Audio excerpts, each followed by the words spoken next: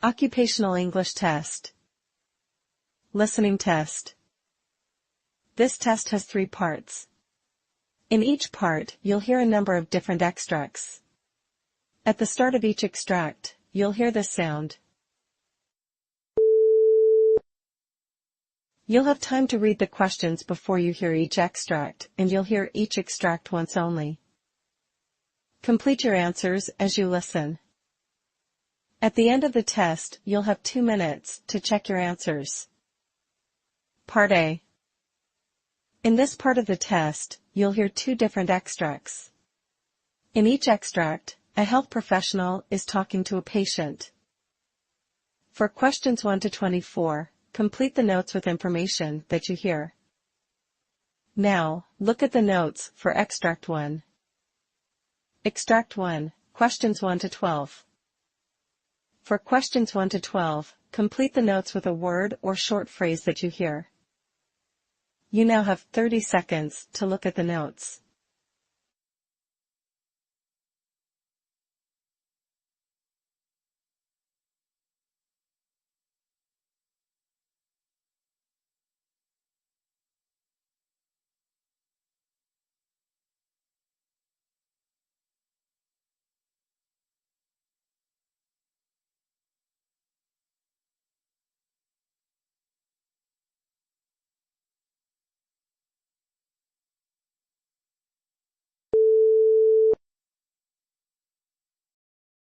Good morning. Thank you for coming in today. How can I help you?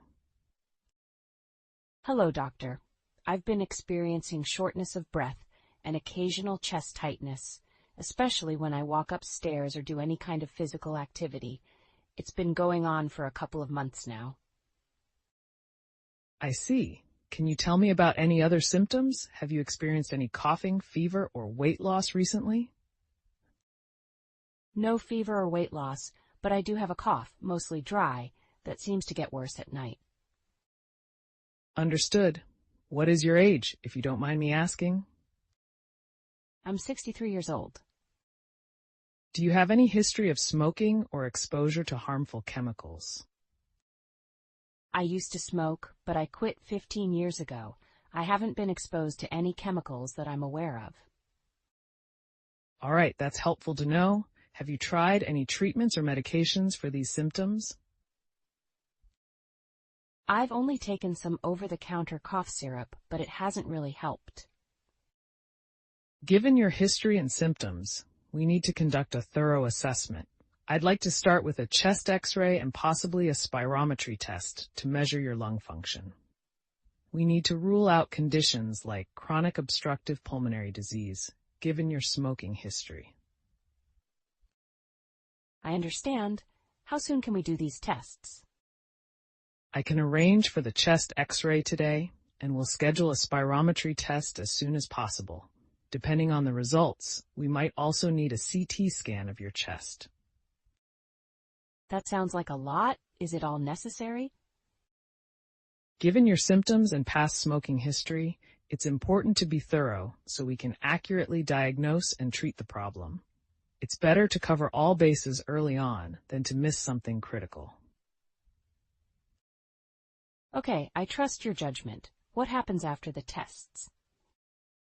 Once we have the results, we'll review them together. If the tests show any abnormalities, we may need to consider further evaluation or referral to a specialist. If they are clear, but your symptoms persist, we will explore other possible causes. And what about managing my symptoms in the meantime?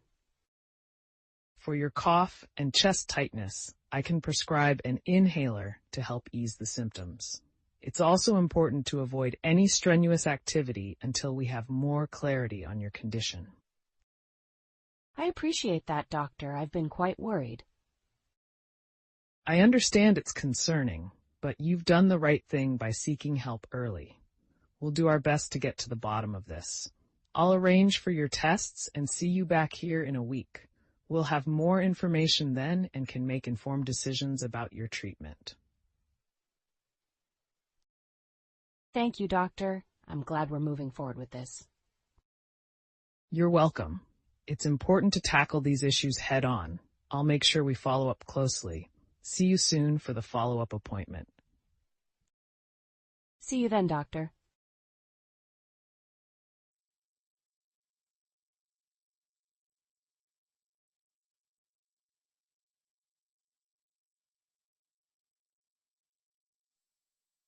Extract 2, questions 13 to 24. For questions 13 to 24, complete the notes with a word or short phrase that you hear. You now have 30 seconds to look at the notes.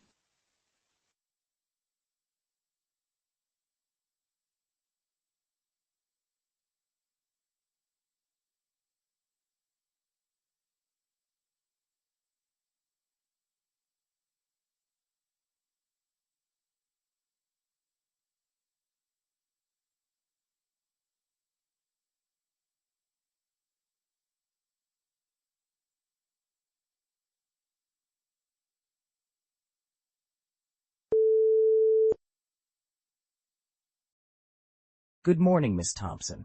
It's great to see you today, though I'm sorry to hear you've been having some difficulties. Your chart notes mention ongoing fatigue and joint pain. Can you tell me more about these symptoms? Yes, doctor. It's been quite tough. I've been feeling very tired for the last few months, no matter how much I sleep. The fatigue is almost constant, and about the joint pain, it's primarily in my hands and knees. The pain in my knees is especially bad in the morning. That does sound challenging. Does anything help alleviate the pain or the fatigue? I've tried taking over-the-counter pain relievers, and sometimes they help a bit with the pain, but not with the fatigue. I've also tried applying heat packs to my knees, which gives me some temporary relief. Have you noticed anything that makes the symptoms worse? Perhaps certain activities or times of day? Well, the pain seems to get worse after any prolonged activity, like walking or standing for a long time. And as I mentioned, it's particularly bad in the morning. As for the fatigue, it just seems constant, but I feel even more drained by the end of the day. I see. Have you had any other symptoms, like skin rashes, fever, or unexpected weight changes? No fevers, but I've lost a few pounds over the last couple of months without trying. I thought it might be stress-related, since I've been dealing with these health issues. Understood. It's good you mentioned weight loss. It can be significant. Have you experienced any dryness in your mouth or eyes, or any other changes in your eyesight? Not really dryness, but my eyes have felt a bit more strained lately. I thought maybe I needed a new prescription for my glasses. All right, that's helpful to know. Based on what you've described, we should consider several possibilities, including autoimmune disorders like rheumatoid arthritis or perhaps thyroid issues, given your symptoms of pain, fatigue, and weight loss. We'll need to run some tests to check for inflammation markers, thyroid function, and possibly autoantibodies. That makes sense. I just want to find out what's wrong so I can start feeling better. Absolutely, and we'll do everything we can to get to the bottom of this. In addition to the blood tests, I'd like to refer you to a rheumatologist. They specialize in joint and autoimmune conditions and can provide more targeted insights. Thank you, doctor. How soon do you think we can get these tests and appointments going? I'll have my team schedule the blood tests for you this week, and I'll get in touch with the rheumatologist to see how soon they can see you. We'll coordinate closely to ensure you get the care you need quickly. I really appreciate that, doctor. It's been a bit scary not knowing what's going on. I understand, and it's important to address these concerns head-on. Remember, you're not alone in this. We're here to support you through diagnosis and treatment. After we get the test results, we'll have a clearer picture and can discuss the best treatment options tailored to your specific needs. Thank you so much, doctor. Knowing there's a plan moving forward makes me feel a bit more at ease. You're welcome, Ms. Thompson. We'll be in close contact, and I'll update you as soon as we have more information. Thank you for being so open and detailed about your symptoms today. Thank you, doctor. I look forward to hearing from you soon. Of course. Take care and see you soon. We'll get through this together.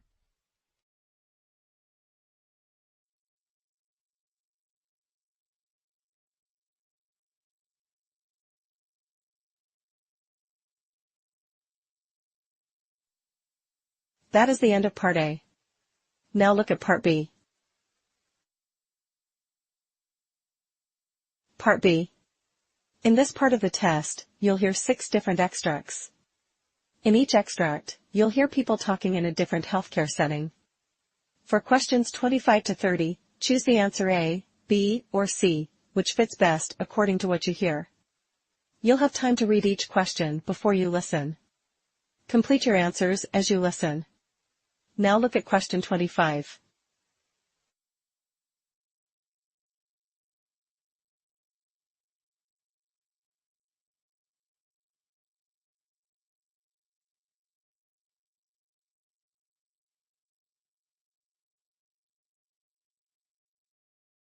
How are you feeling after the first round of chemotherapy? Any nausea or discomfort?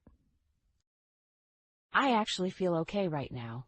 I was expecting it to be worse, but I took the anti-nausea medication you recommended. That's good to hear. It's important to keep those symptoms managed. Do you have any questions about the treatment plan going forward?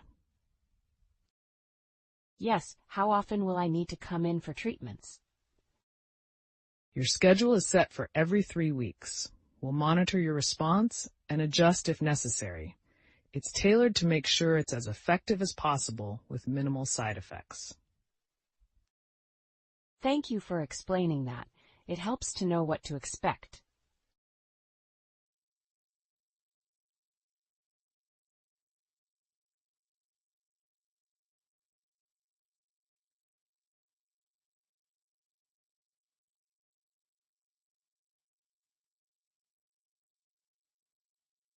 Now look at question 26.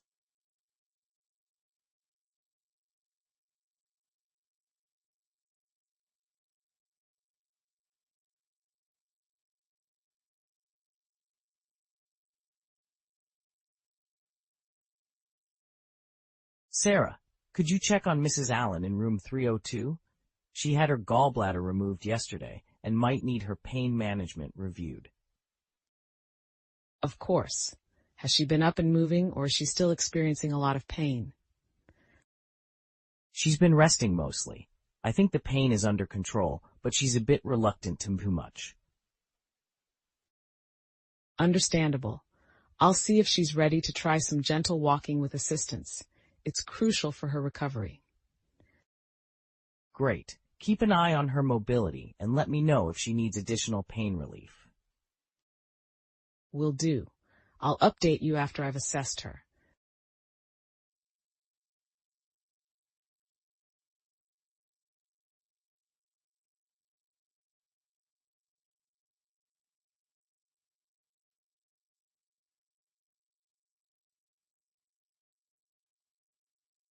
Now look at question 27.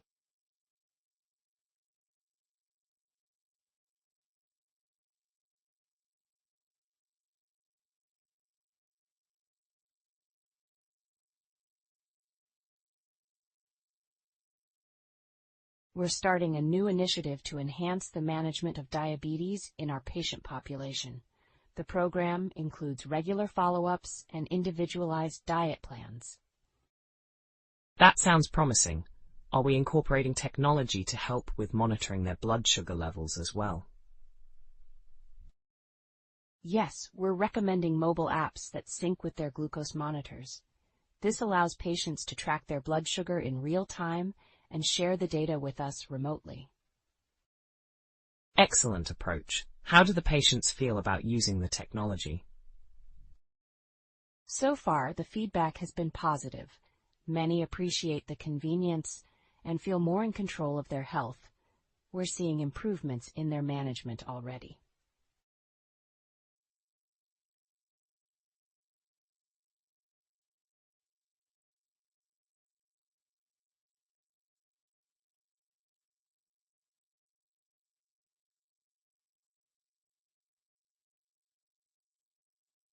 Now look at question 28.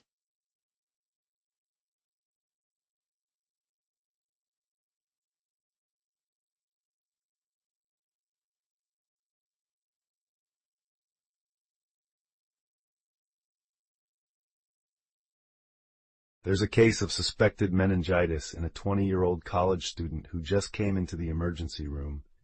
High fever, stiff neck, and headaches. Meningitis can escalate quickly. We need to start antibiotics as soon as possible. Have we done a lumbar puncture yet? Not yet. We were waiting for your go-ahead. Should I prep the team? Yes, let's proceed with the lumbar puncture to confirm the diagnosis. Make sure the lab prioritizes the sample so we can get results quickly. Will do. And should I alert the ICU team in case we need to escalate care? Yes, keep them on standby. Better to be proactive given the potential severity of meningitis.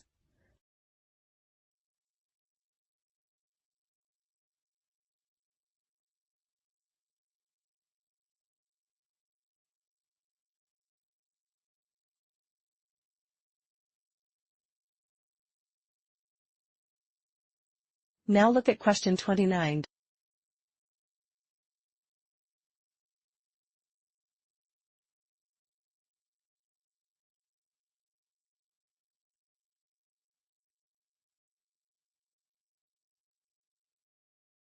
We have a patient scheduled for a thyroidectomy later today. Any special considerations for the anesthesia?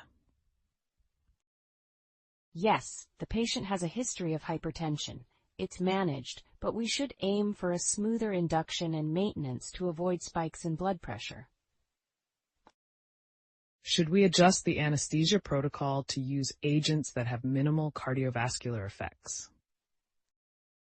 Exactly, and let's also monitor her blood pressure closely throughout the procedure. Ensure the anesthesia team is aware of her condition. I'll brief them. Post-op pain management will also need careful handling, correct? Correct. Let's plan for a multimodal pain management strategy that minimizes opioid use, as they can elevate blood pressure.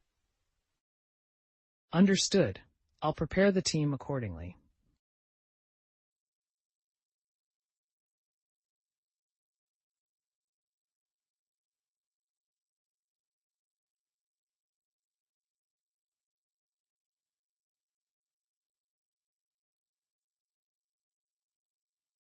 Now look at question 30.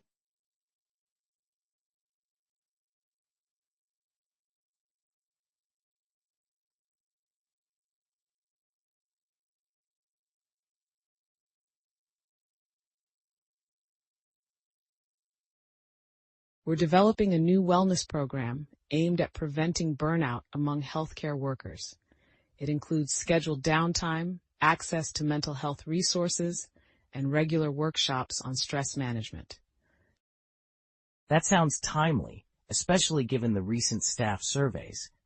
How are we measuring the program's effectiveness? We'll track metrics such as absenteeism, self-reported stress levels, and overall job satisfaction before and after the program's implementation. What support do we need from management to get this off the ground?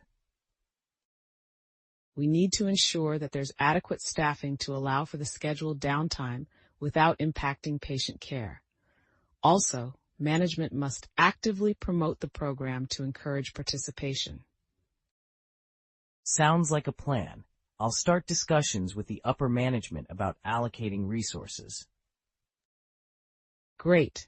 I believe this will make a significant difference in our work environment.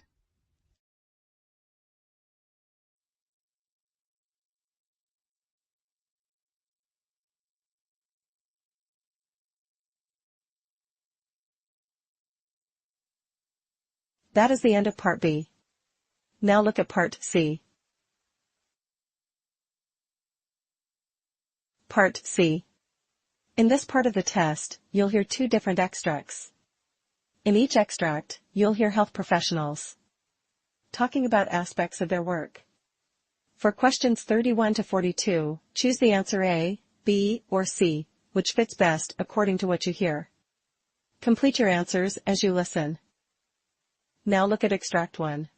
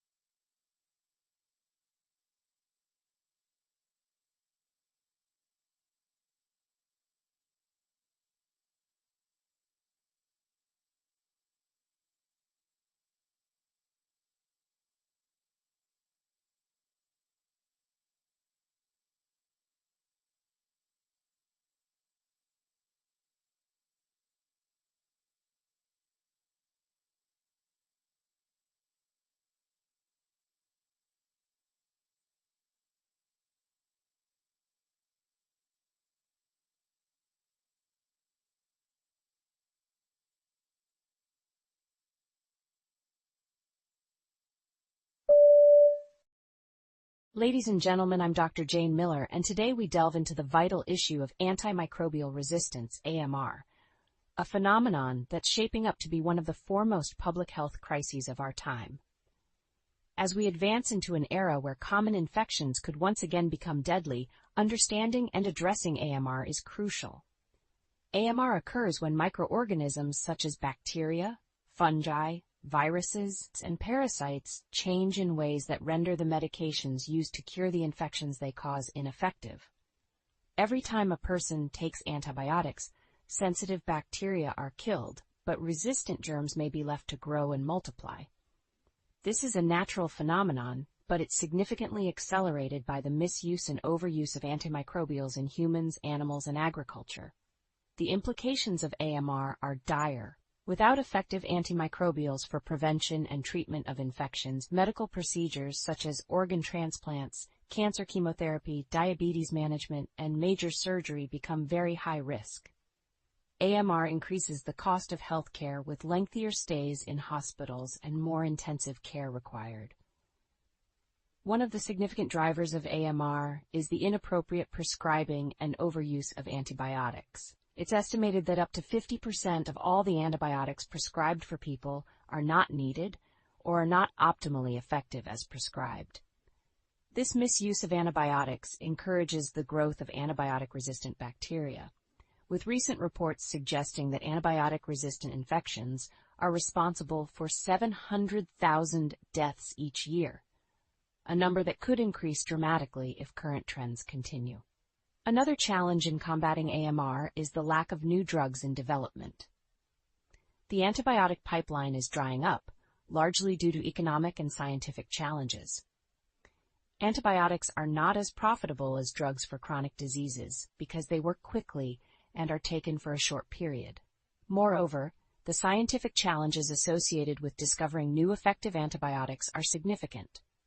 To tackle this issue, we must promote the appropriate use of antibiotics, enhance infection prevention and control, and foster innovation and research in new antibiotics. For instance, health professionals need to prescribe antibiotics only when they are needed, and when prescribed, the full course must be completed to fully eradicate the infection. However, individual responsibility alone won't suffice. We also need coordinated action. Governments must strengthen regulations and implement policies that reduce unnecessary antimicrobial use. Additionally, there should be a global push for investment in new drugs, vaccines, and diagnostic tools. Let's consider a scenario. A young boy named Michael develops a common bacterial infection and is prescribed antibiotics. However, due to previous misuse of antibiotics, the bacteria are resistant and the standard treatment is ineffective. His condition worsens, illustrating a frightening but growing trend of how ordinary infections can turn life-threatening. Michael's story is not unique, and it underscores the need for urgent action. We must increase public and professional awareness of AMR and encourage best practices at the points of antibiotic creation, distribution, and use. In conclusion, AMR is not a distant threat. It is a present reality that requires immediate and robust action from all stakeholders involved. The complexity of the problem necessitates a multifaceted response that spans healthcare, policy, and research. By uniting in our efforts, we can mitigate this global health threat and secure effective antimicrobial treatments for future generations. Thank you for your attention today, and I am eager to discuss your thoughts and questions on this critical topic.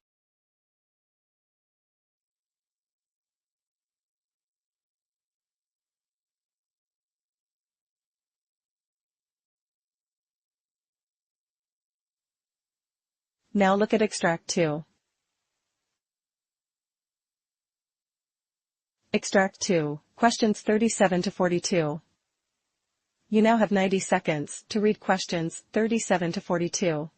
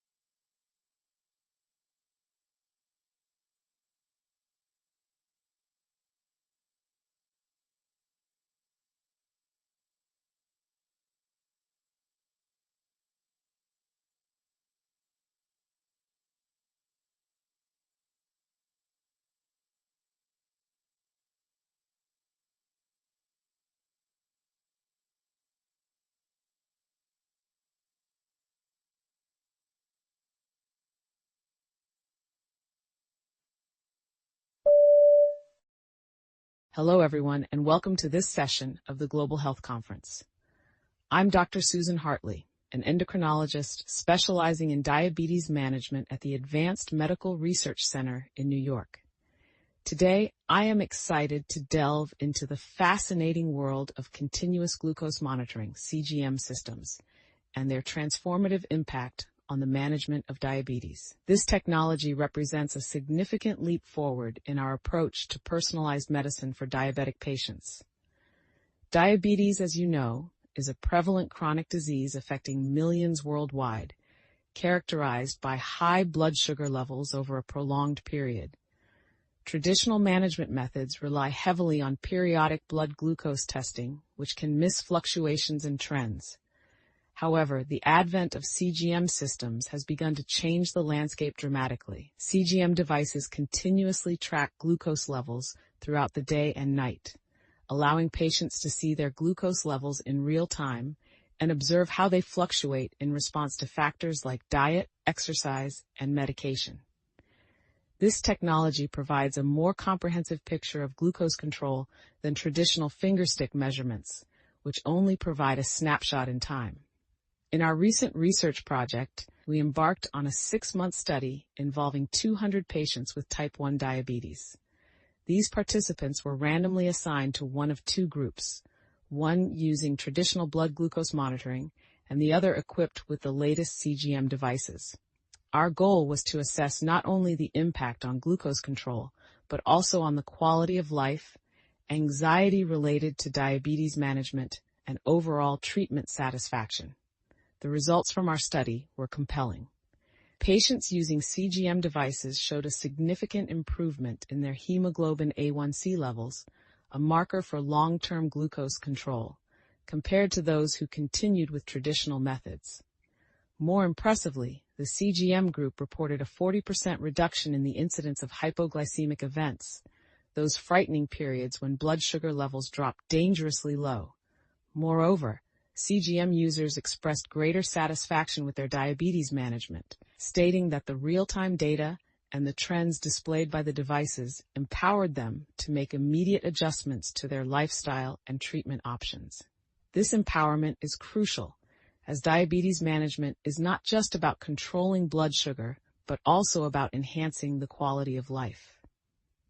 Another intriguing finding from our study was the psychological benefit associated with CGM use. Participants reported lower levels of anxiety and fear regarding potential glucose extremes, commonly referred to as fear of going low. This psychological relief is significant as it can lead to more confident decision-making and improved overall mental health. Despite these promising findings, it's important to acknowledge certain limitations. The cost of CGM systems can be prohibitive for many patients, and there are still challenges related to insurance coverage for such devices. Additionally, some patients may experience issues with sensor accuracy, which can affect their trust in the system. In conclusion, our research strongly supports the role of continuous glucose monitoring as a transformative tool in diabetes management. As we move forward, it is crucial to address the barriers to access and improve the technology's integration into standard diabetic care practices. With these efforts, we can hope to provide a more dynamic, responsive, and patient-friendly approach to diabetes management. Thank you for your time, and I am eager to hear your questions and discuss further the implications of our findings.